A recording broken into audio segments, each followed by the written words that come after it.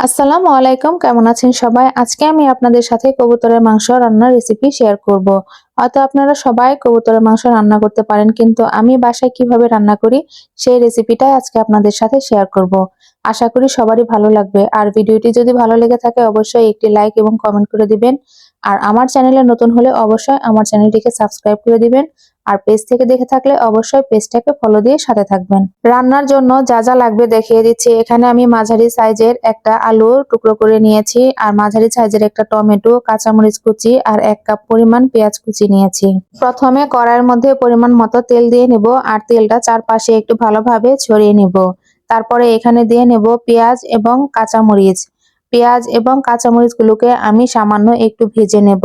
ভেজে নেওয়া হয়ে গেলে তারপরে এখানে আমি গরম মশলা দিয়ে দেব। এখানে আমি এলাচ, দারচিনি এবং তেজপাতা দিয়ে দিয়েছি।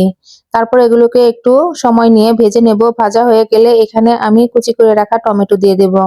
আর টমেটো দিয়ে পেঁয়াজগুলোকে একটু সামান্য লাল লাল করে ভেজে নেব। ভেজে নেওয়া হয়ে গেলে তারপরে এখানে আমি আদা রসুন বাটা দিয়ে দেব 2 চামচ পরিমাণ। আদা রসুনগুলোকেও একটু পেঁয়াজের সাথে ভেজে নেব।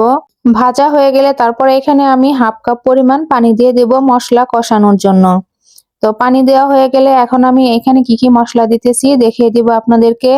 এখানে আমি 1 চামচ পরিমাণ মরিচের গুঁড়া, হলুদের গুঁড়া 1/2 চামচ, ধনিয়া গুঁড়া 1/2 চামচ, গরম মশলা গুঁড়া 1/2 চামচ, জিরা গুঁড়া 1/2 চামচ এবং মাংসের মশলা দিয়েছি 1/2 চামচ, আর স্বাদ মতো দিয়ে নিয়েছি লবণ।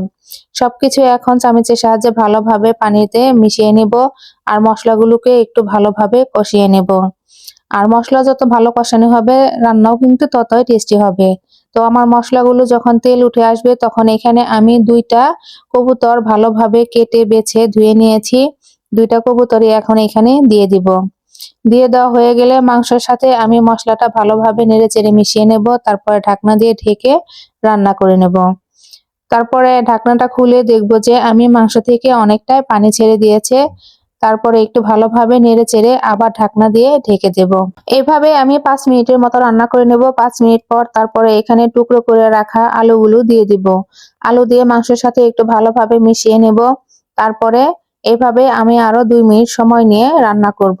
2 মিনিট পর যখন ভালোভাবে কষানো হয়ে যাবে তখন এখানে আমি একটু পানি দিয়ে দিব আর একটু ভালোভাবে কষানোর জন্য। তারপরে আবার ঢাকনা দিয়ে ঢেকে দেব। যখন আমার মাংসটা ভালোভাবে কষানো হয়ে যাবে, একদম শুকনো শুকনো হয়ে যাবে, তখন আমি সামান্য আরেকটু পানি দিয়ে দিব। কারণ আমি কবুতরের মাংসটা একদম ভাজা ভাজা করব না, একটু ভিজা ভিজা করে রান্না করব। আর আপনারা যদি ভাজা ভাজা পছন্দ করেন তাহলে ভাজা ভাজা করে নেবেন। তো আমি একটু ঝোল ঝোল রাখবো, ঝোল বলতে একটু ভিজা ভিজা থাকবে, ওটাই কিন্তু বেশি ভালো লাগে।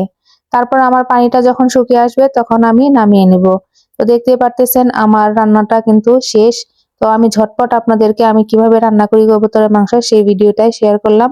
আশা করি সবারই ভালো লাগবে। ভালো লেগে থাকলে অবশ্যই একটি লাইক কমেন্ট করে দিবেন। ভালো থাকবেন সবাই। আল্লাহ হাফেজ।